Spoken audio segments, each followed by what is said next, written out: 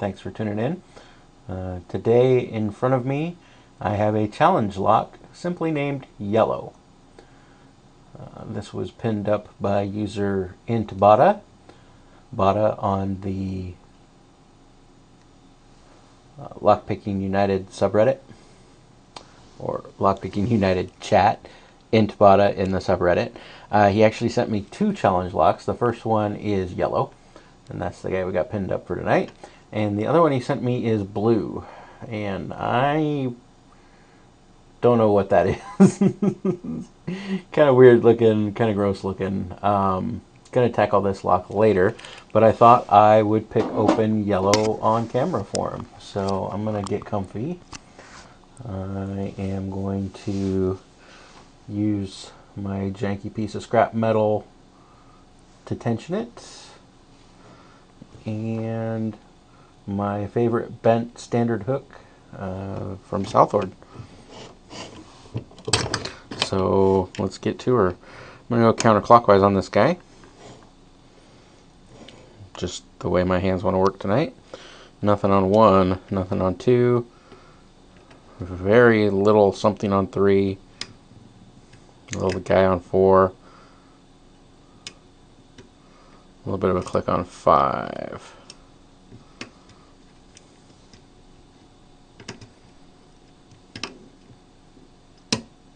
There's the click on 5.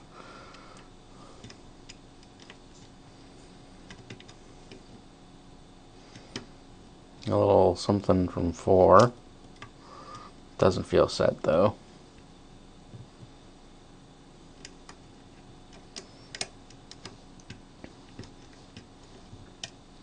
I'm going to reset just because I have that prerogative. Nothing on 1, 2. There we go. Something out of 3. 2 clicks out of 3. Click out of 4. Click out of 5. Something out of 1 that made me lose my little bit of false set. I don't like that.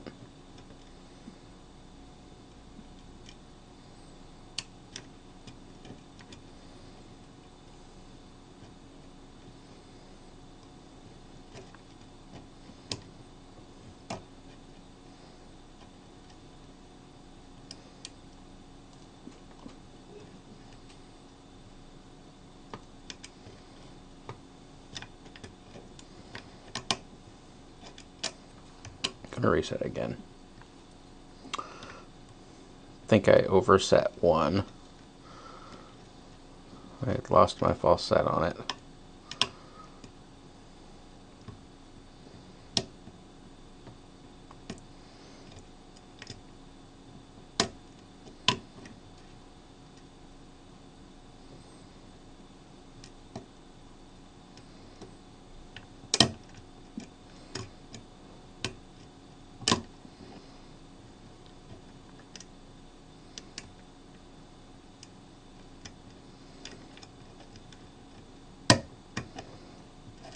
The lock's certainly not talking to me.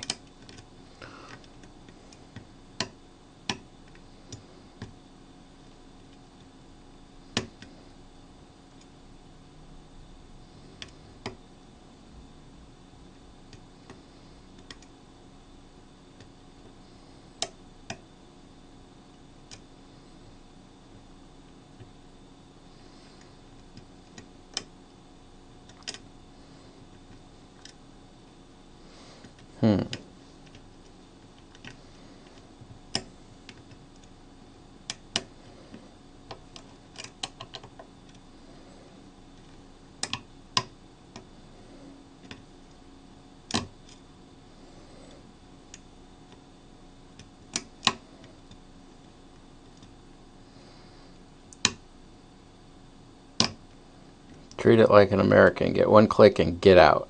Okay, that helped. Got a false set here.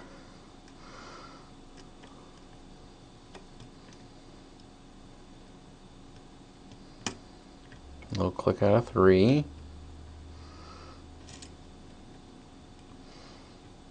I think I brushed past 2 and it moved a little past 1.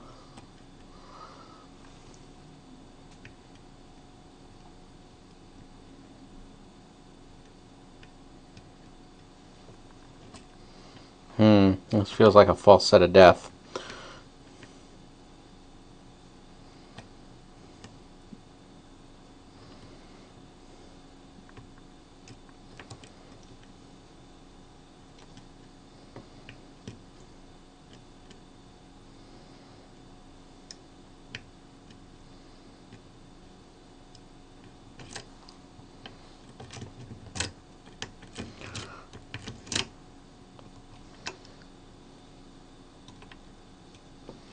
Back it off a little.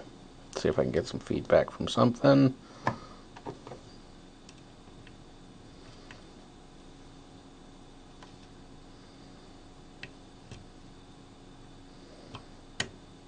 No. I'll click out of 4. Made me lose my false set a little bit, which might be a good thing because that false set wasn't going nowhere. So.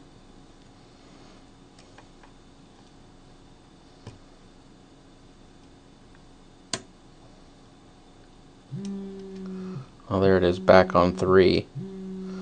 3's tricky. Seems to be the linchpin of the whole lock. Be interesting to see what's in there.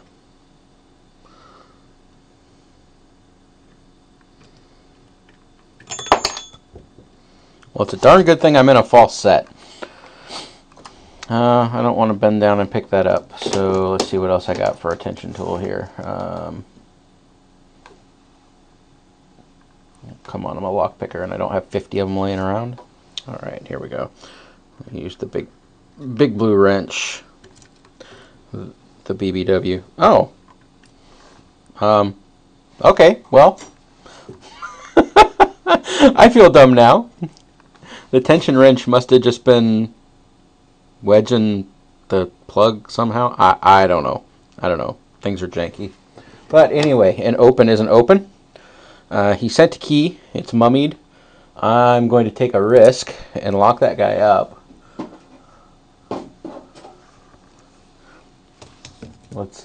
Let's start by checking out what he did to the key.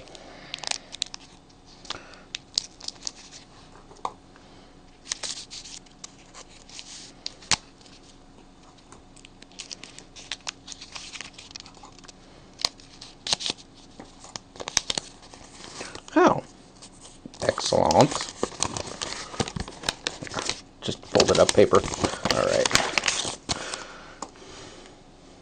Cool. About the cheapest Kwikset key that you can buy. I love it. I love it. I love it. Not too shabby. I don't know what you guys can see there. It's got some high ones hiding in the back here. That's really nice. Good one in the front there. Good, nice gatekeeper. Unfortunate that it seems that that was the last pin to bind, so I don't know how well it really played. But well played, sir. Well played. Oof. I didn't feel a T-pin per se, but yeah, it acts like there's one. Alright, let's get this. Let's do this. Bear with me. I am going to put you guys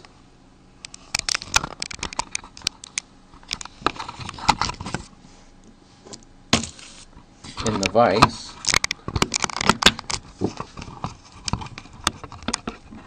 Sorry, headphone users.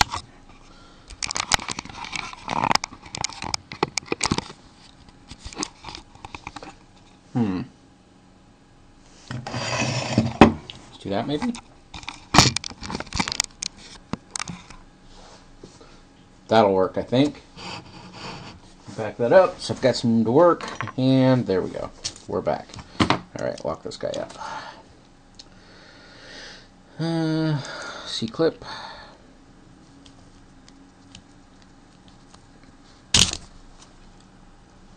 Ow! So I don't like C-clip removers, but they're a necessary evil in this game. So.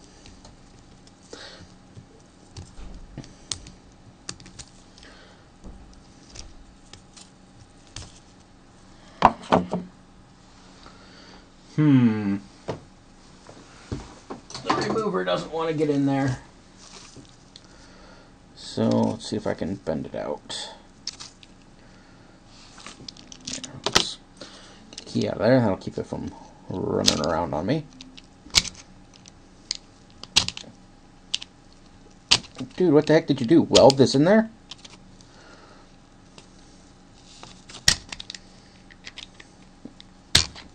So yeah, apparently Butter doesn't want his lock gutted on camera, because there we go. He used Satan's butthole for a C-clip. Alright.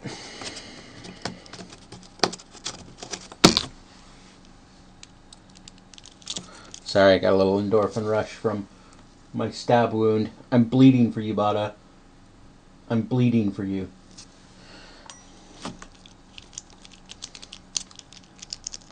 Oh, sure, now... Okay, there we go. Now that key doesn't want to work. Well, I'm definitely going to use a shim this time.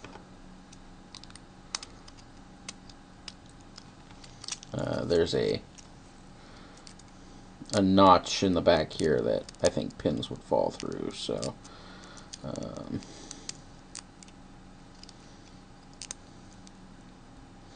I think it would be prudent to use a shim.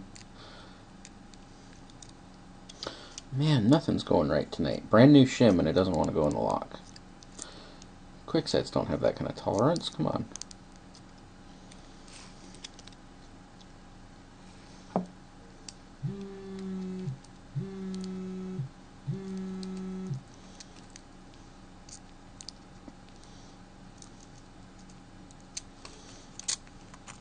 Good enough.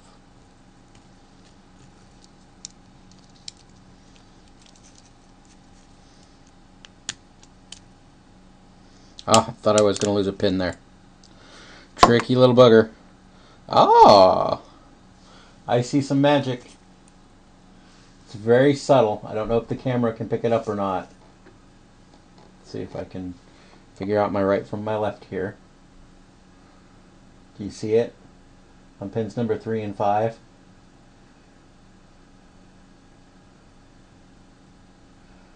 Okay, let me dump it and I'll give you a better look.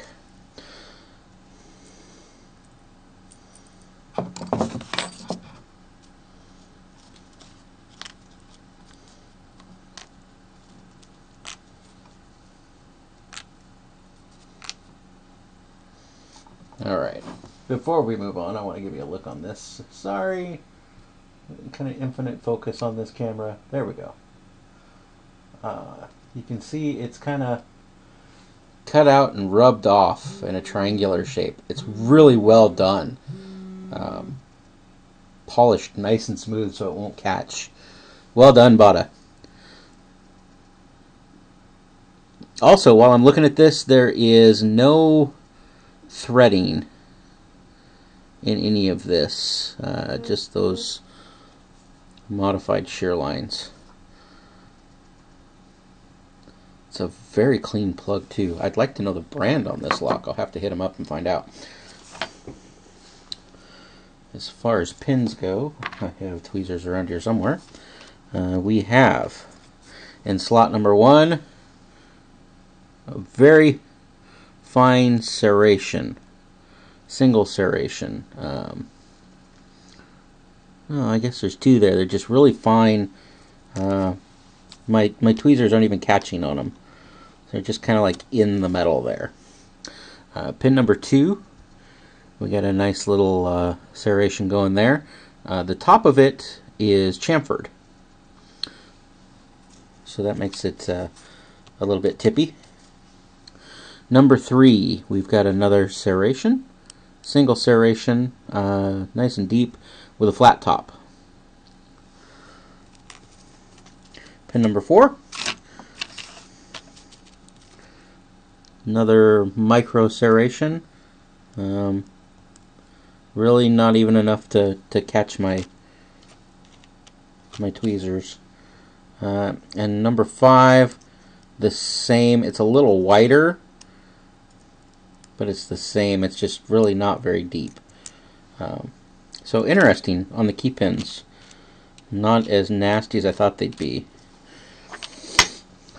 Let's see what's up here in the top. Here's where we got to start paying attention, Matt. Pin number 1, T-pin. Very reduced diameter. Very reduced, nice and radical. I want to show that guy off. You guys see that?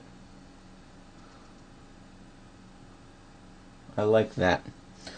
That's in what I call the danger zone for a T-pin. Too much higher or narrower than that, and they stop working. Ask me how I know. Chamber number 2 is a very, very thin-waisted spool.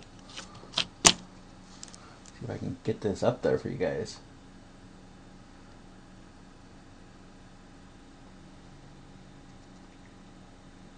Very, very thin. Very nice. Uh-oh. That had to have been number 3. It looks like in chamber 1 we had a steel spring. Chamber 2 we have a brass spring. It's kind of chooched. Chamber 3 we got a brass spring and another... well, it's serrated. It catches my tweezers, and then it's got a big serration. So I would call that a serrated spool, almost. Don't know if you guys can hear that, but it is enough it actually catches. So, that guy can go back in there. Something tells me that that chamber is threaded. We will see, we will see.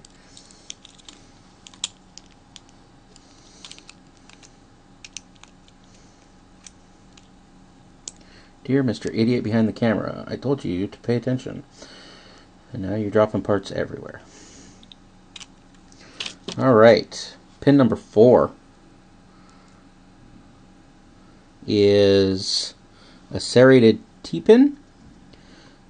Very, very narrow segment between the two pieces.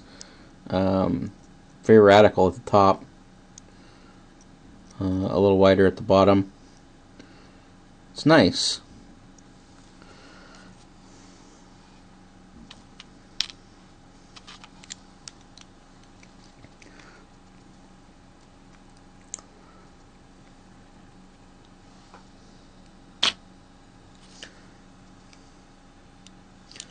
Spring in number 4 is not wanting to come out.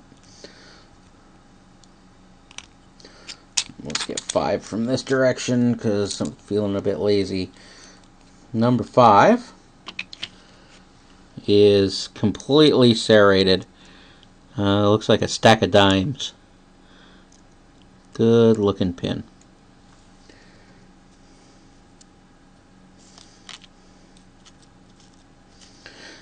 So I don't know if I mentioned, but the nickname given to this lock was Butter. And I do not think that this lock was anything like butter. It wasn't smooth. It didn't make me fat. Paula Deen did not run in and want to deep fry it. Alright, enough yapping. Pin number 4 and 5 are serrated. Good sharp serrations there. Catch those serrated pins pretty well. Again, nothing in the plug was serrated. Alright, so here's what we come up with.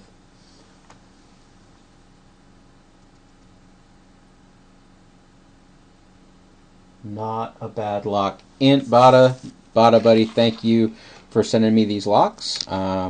This one was fun to pick. I'll tease you about the name Butter, but mantequilla es muy bueno. So,